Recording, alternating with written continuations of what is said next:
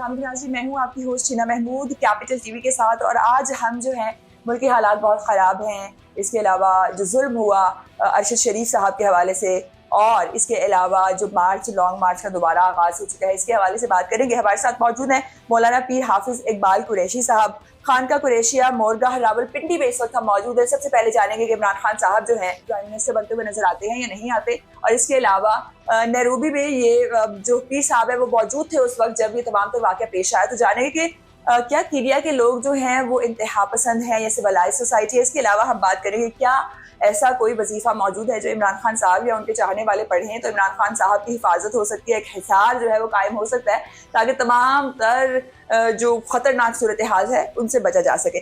तो मुझे ये बताया कि क्या फ्यूचर में इमरान खान साहब आपको प्राइम मिनिस्टर नजर आते हैं, और क्या इमरान खान साहब की जो मार्च है ये इमरान खान साहब के आए बगैर जो है वो मतलब कामयाब होगी? इमरान खान साहब हुकूमत को घर भेजने के लिए कामयाब हो पाएंगे या नहीं? देखिए, इमरान खान साहब के साथ लोगों को सियासी इख्तलाफ बहुत से लोगों को होगा और हमें भी है। कई बातों में इख्तलाफ होता है, इख्तलाफ राय सबके साथ होता है, लेकिन हमें सबसे पहले तो इंसान की कदर करनी चाहिए। और वो मुसलमान हैं, हमारे पाकिस्तानी हैं, और उनके साथ जितनी टीम है, जितने भी उनके चाहने वाले हैं वो पाकिस्तानी हैं और हमारे मुसलमान हैं।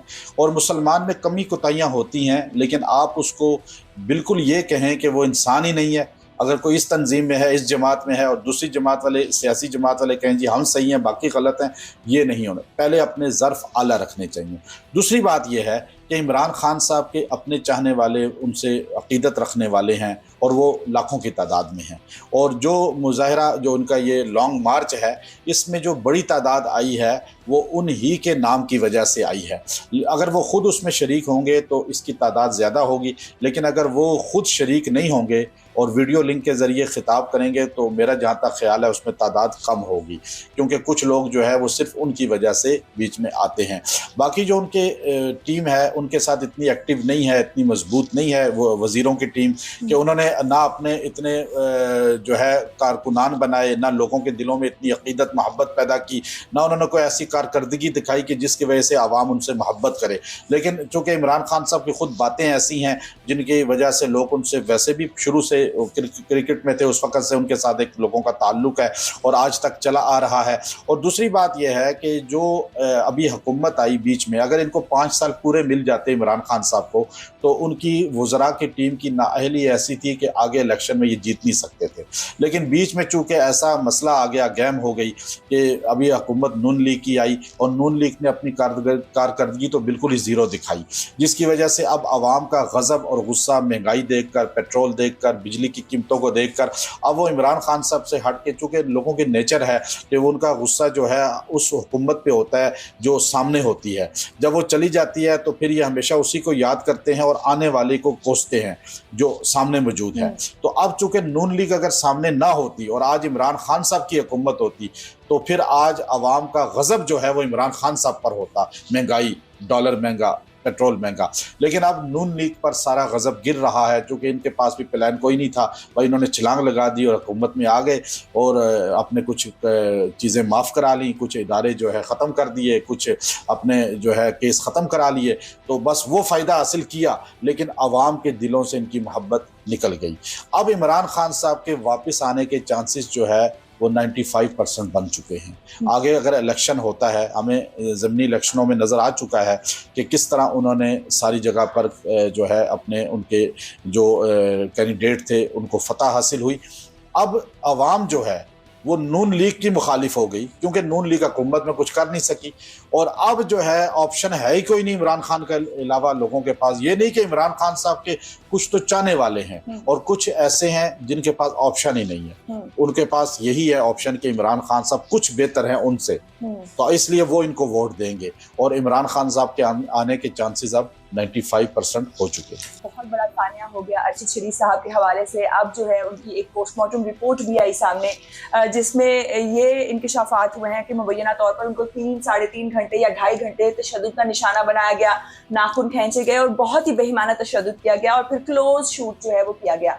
नैरोबी में ये वाक़या हुआ और आपका नैरोबी, आप उस वक्त वहाँ पे ही मौजूद थे। पाकिस्तान में तो आप देख रहे हैं कि इसके बारे में कितनी बात हो रही है, जनाजा बहुत बड़ी तादाद में लोग जो है वहाँ पर मौजूद थे जनाजे पे। नैरोबी या कीनिया के लोग जो हैं उनका क्या तासुर था इसके हवाले से, क्योंकि आप वहाँ पर थे मौजूद जब ये वाक़या तमाम तर पेश आया? देखिए, नैरोबी या कीनिया जो है, नैरोबी उसका कैपिटल है। कीनिया के लोग बड़े पुरअमन हैं। वहाँ कोई ऐसा माहौल नहीं है दहशतगर्दी का, बल्कि वहाँ तो हम मोम्बासा में अभी पूरा घूमे हैं, तो मैं नैरोबी में भी बहुत घूमा हूँ। तो मोम्बासा, नैरोबी में पहले भी गया 2015 में भी, तो अभी भी हमारा जाना हुआ। तो हमने वहाँ पर इतनी पुलिस भी नहीं देखी, इतना लोगों को, बल्कि वहाँ के लोग इतने तालीम याफ्ता नहीं हैं, वो जो अफ्रीकन लोग हैं, लेकिन उनका लड़ाई झगड़ा नहीं है, कोई शोर नहीं है, बल्कि शिपों से उतरते हैं तो हमने देखा कि इतनी बड़ी तादाद, जैसे हज़ारों की तादाद, वो यूं लाइनों में जा रहे हैं रोड किनारे। ना कोई ट्रैफिक जाम हो रही है, ना शोर हो रहा है, ना कोई हुटिंग हो रही है, बल्कि बस अड्डों पर मैं गया हूँ तो मैंने वहाँ जाके खुद सर्वे करता हूँ मैं, चूँकि अपने चैनल उस पर देखता हूँ, तो मैंने वहाँ देखा जो उनका बड़ा अड्डा है, जैसे हमारे यहाँ बस अड्डे होते हैं, तो वहाँ पर हॉर्न की आवाज़ें नहीं हैं, लोगों के शोर की आवाज़ें नहीं हैं। हालांकि मैं हैरान था कि ये अफ्रीकी लोग हैं, हबशी लोग हैं, और ये तो हम जाहिल समझते हैं, और हमारे बस अड्डों का क्या हाल है, हमारे रोड पर आप जाने वाले लड़ाई कर रहे हैं। तो ये कहना जी वहाँ दहशतगर्दी होती है, वहाँ ये बात नहीं है। इनको बाकायदा तौर पे प्लानिंग के ज़रिए, जैसा कि बताया जा रहा है, हमारे तमाम रिपोर्टें इदारों की आ चुकी हैं कि इनको बाकायदा टारगेट किया गया और इनके पीछे वहाँ तक लोग गए, और फिर वहाँ उनको किस तरह उनके लोगों को ख़रीदा गया और इस्तेमाल किया गया। दूसरी बात यह है कि अल्लाह के रसूल सल्लल्लाहु अलैहि वसल्लम ने फरमाया कि जिसने एक इंसान को कत्ल किया, गोया कि उसने पूरी इंसानियत को कत्ल किया। कत्ल इतना बड़ा गुनाह है कि बाज़ उलमा ने लिखा है कि कातिल की कभी मग़फ़रत नहीं होगी, जैसे मुशरिक की मग़फ़रत नहीं होती, कातिल की मग़फ़रत नहीं होगी। फिर अल्लाह के कुरान ने फरमाया वमन कुतिला वमन काना मुमिनन, जो आदमी किसी मुसलमान को कत्ल करेगा वो आदमी हमेशा खालिदीन फ़ीह अबदा, वो हमेशा दोज़ख में रहेगा। तो मुसलमान को कत्ल करना और कत्ल में शरीक बनना, या जो जो इसमें ज़र्रे मशवरे में शामिल हुए, वो सारे अबदी जहन्नुम की तरफ जाएंगे। ये नहीं कि अरशद शरीफ साहब किसी भी मुसलमान का कत्ल करना, किसी भी इंसान का कत्ल करना, ये तो गुनाह कबीरा है। फिर अरशद शरीफ साहब को इस तरह दर्दनाक हालत में शहीद किया, ये उनको शहादत का मकाम मिला है। क्योंकि जब कोई कत्ल किया जाता है तो उसको शहादत मिलती है। फिर जो आदमी कत्ल करता है वो आदमी तो जहन्नुम का मुस्तहिक बन जाता है, और जिसको कत्ल किया जाता है वो जन्नत का मुस्तहिक हो जाता है। फिर अरशद शरीफ साहब ने कलमा हक़ कहा, तो चूँकि सहाफ़ी थे, हमारे सहाफ़ियों में बाज़ लोग जो कलमा हक़ के ज़रिए जन्नत के हक़दार बन जाते हैं, और बाज़ लोग जो है जो हक़ बात को छुपाते हैं फिर वो जहन्नुम के। उसकी वजह यह कि कुरान हकीम ने कहा कि गवाही को नहीं छुपाना।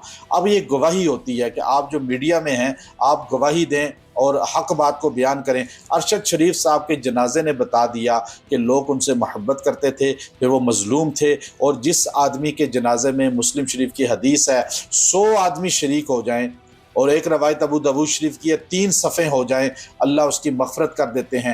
इतनी बड़ी तादाद ने जनाजा पढ़ा, उनको रुख़सत किया, अल्लाह ताला उनकी मग़फ़रत फरमाए, उनके कातिलों को कैफ़रे किरदार तक पहुँचाए। कातिलों को कैफ़रे किरदार तक पहुँचाए। इतनी अज़ियतनाक जो है कत्ल किया गया, बेशक वो तो जहन्नुम का ईंधन बनेंगे जिन्होंने कत्ल करवाया किया और जो सहूलतकार बने। और उसके बाद तस्वीर जो सामने आई, फैमिली किस कदर कर्ब में मुब्तला होगी, और अभी इसकी इन्वेस्टिगेशन होना बाकी है कि तस्वीर बाहर क्यों आई, क्या किसी एजेंडे के तहत आई, क्या कहानी को जो है वो डिफरेंट रंग देना जो था वो मकसद था। तो तमाम सूरत हाल के ऊपर इन्वेस्टिगेशन होगी और विद टाइम अनफोल्ड भी होती जाएगी सारी सिचुएशन। सर, जैसे कि आपने कहा कि जो सहूलतकार बना, गवाही और बेहद ज़रूरी है। जो शख्स वहाँ पर उस वक्त मौजूद था उसके लिए क्या जजा और सज़ा है इस्लाम के मुताबिक, अगर वो सच बात ना कहे या उसको मैनिपुलेट करे? देखिए, इस्लाम ने हर चीज़ के उसूल मुरतब किए हैं। वो लोग अगर कानून की गिरफ्त में आएंगे, जब इदारे उनसे पूछ कुछ करेंगे, तो ये हो ही नहीं सकता कि इदारों के सामने वो सच बात बयान ना करें।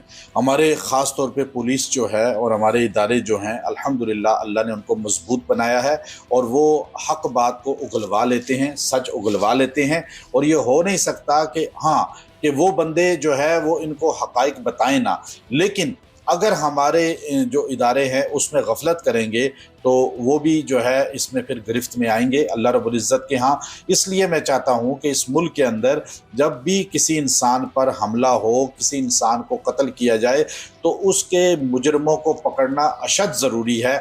अगर एक आदमी के मुजरिम पकड़े जाएंगे तो और कई मुजरमों को जो है इबरत हासिल हो जाएगी। लेकिन चूँकि यहाँ सबको पता है कि अदालत में केस चल रहे होते हैं और कातिल जो है वो दंदनाता बाहर फिर रहा होता है और मकतूल के वरसा जो है वो धक्के खा रहे होते हैं, और फिर कातिल जो है बाज़ का पैसा लगा के थोड़े अरसे बाद छूट जाता है।